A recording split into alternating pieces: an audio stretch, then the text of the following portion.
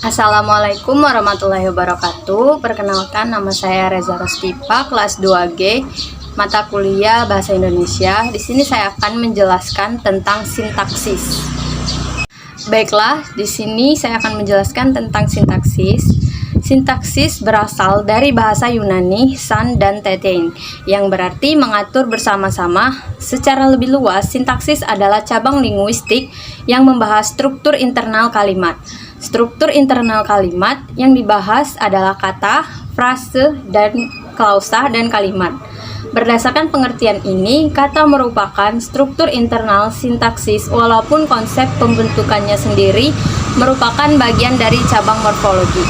Satuan terkecil dalam sintaksis, kata berperan sebagai pengisi fungsi sintaksis, penanda kategori sintaksis, dan perangkai dalam penyatuan satuan-satuan atau bagian-bagian dari satuan sintaksis. Selanjutnya, saya akan menjelaskan tentang fungsi. Fungsi sintaksis merupakan tempat-tempat yang terdapat dalam struktur sintaksis yang di dalamnya terdapat kategori-kategori tertentu. Fungsi sintaksis ada 5, yaitu subjek, objek, predikat, pelengkap, dan keterangan. Berikut dijelaskan secara sekilas tentang fungsi-fungsi tersebut. Pertama, subjek. Subjek adalah bagian yang diterangkan predikat. Dengan kata lain, subjek adalah bagian klausa yang menandai apa yang dinyatakan oleh pembicara. Subjek dapat dicari dengan pertanyaan apa atau siapa yang tersebut dalam predikat. Kedua, predikat. Predikat adalah bagian kalimat yang menerangkan subjek. Dengan kata lain, predikat adalah bagian klausa yang menandai apa yang dinyatakan oleh pembicara mengenai subjek. Predikat dapat ditentukan dengan pertanyaan yang tersebut dalam subjek sedang apa, berapa, di mana, dan lain-lain. Contohnya, untuk subjek itu, mereka itu, sedangkan predikat sedang belajar. Selanjutnya, objek. Objek adalah bagian dari verba yang menjadi predikat dalam sebuah klausa. Kehadiran objek ditentukan oleh ketransitifan predikat. Oleh objek biasanya berupa frase nomina atau pengganti frase nomina. Objek dibedakan menjadi 2, yakni objek afektif, yaitu objek yang bukan merupakan hasil perbuatan predikat. Misal, saya membaca komik. Kata komik bukanlah hasil kegiatan membaca, sehingga disebut objek afektif. Objek efektif adalah objek hasil perbuatan predikat. Misalnya, ia menulis surat. Kata surat merupakan hasil kegiatan predikat. Selanjutnya, pelengkap. Pelengkap adalah bagian predikat verbal yang menjadikan predikat tersebut menjadi lengkap. Kedudukannya mirip objek, bedanya objek hadir jika predikatnya transitif.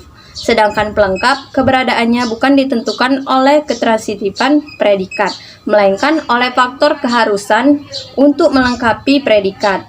Pelengkap biasanya berupa frase, nomina, verba, adjektivita, numeralia, profesi, preposisi, dan pengganti nomina.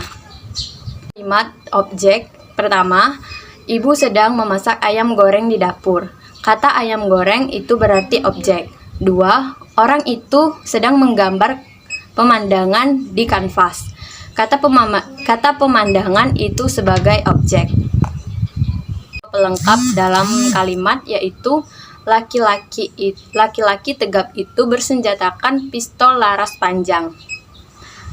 Kata pistol itu sebagai pelengkap. Saya akan menjelaskan tentang keterangan. Keterangan adalah bagian kalimat yang menerangkan subjek, predikat, objek, atau pelengkap. Keterangan sering disebut luar inti klausa karena sifatnya fleksibel, yakni bisa di awal, di tengah, atau di akhir klausa. Keterangan biasanya berupa frase nomina, preposisi, dan konjungsi. Dalam struktur kalimat, keterangan bisa pindah-pindah, kecuali diletakkan di antara predikat dan objek atau predikat dan pelengkap. Contoh, dulu keterangan, orang itu subjek, menjual predikat, es kelapa muda objek. Di Jalan Surabaya, keterangan. Dalam bahasa Indonesia dikenal beberapa jenis keterangan, yakni sebagai berikut. Salah satunya, 1. Keterangan tempat. Contoh, aku tidur di kamarnya. di kamarnya itu sebagai keterangan tempat. 2. Keterangan waktu. Contoh, Bapak pergi ke Jakarta kemarin. Kemarin yaitu keterangan waktu. 3. Keterangan syarat. Contoh, kami akan datang bila diundang. Bila diundang itu keterangan syarat. Keterangan tujuan. Contoh, Ariel mandi agar sehat. Tujuannya itu agar sehat. Dan lain-lain.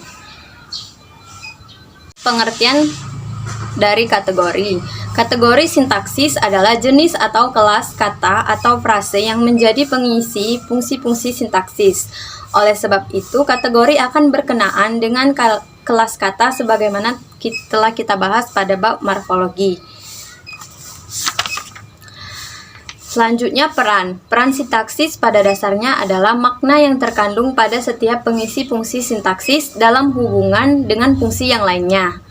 Dengan kata lain, peran adalah hubungan pengisi fungsi sintaksis yang satu dengan yang lain. Selanjutnya, frasa. Frasa adalah suatu konstruksi yang satu atau satuan gramatikal yang terdiri dari dua kata atau lebih, yang tidak berciri klausa dan yang pada umumnya menjadi pembentuk klausa.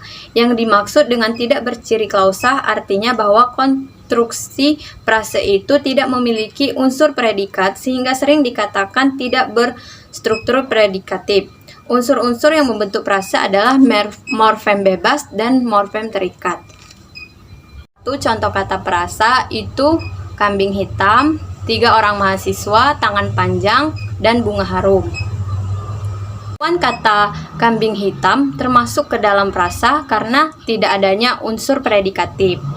Kambing hitam menjadi gabungan kata yang menjadi satu. Apabila penulisan frasa ditambahkan menjadi kambing saya berwarna hitam, maka akan mengubah fungsinya sebagai frasa karena menambahkan predikat di dalamnya.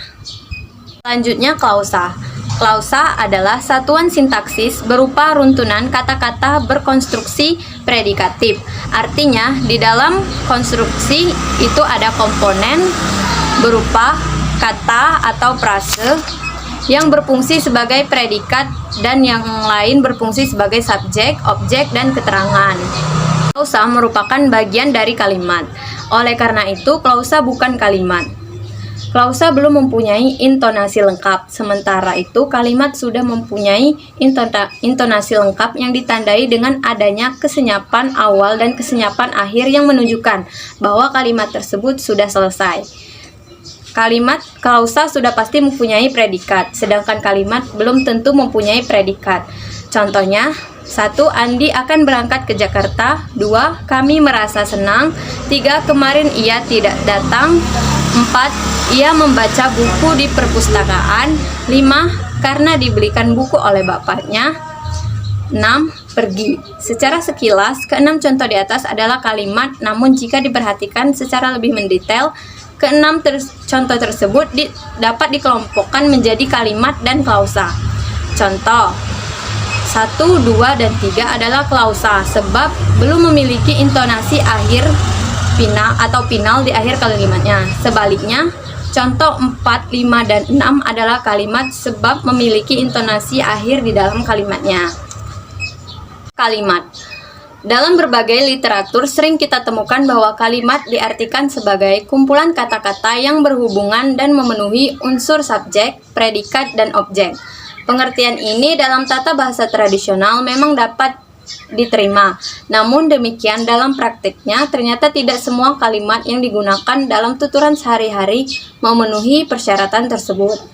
Contohnya, 1. Ia membawa buku. 2. Pergi dengan memakai tanda seru. Kalimat pada contoh 1 sekilas memang dapat dikatakan kalimat. Namun, jika dianalisis lebih lanjut, jelas bahwa contoh 1 bukanlah kalimat, melainkan hanya sebuah klausa sebab deretan kata yang memenuhi unsur subjek, predikat, dan objek tersebut tidak diakhiri dengan intonasi akhir. Berbeda dengan contoh kedua. Contoh kedua justru dapat dikatakan sebuah kalimat karena diberi intonasi akhir. kata tersebut telah memberikan informasi lengkap sehingga memenuhi syarat disebut sebagai sebuah kalimat. Baiklah, itu saja penjelasan saya tentang sintaksis. Saya akhiri. Wassalamualaikum warahmatullahi wabarakatuh.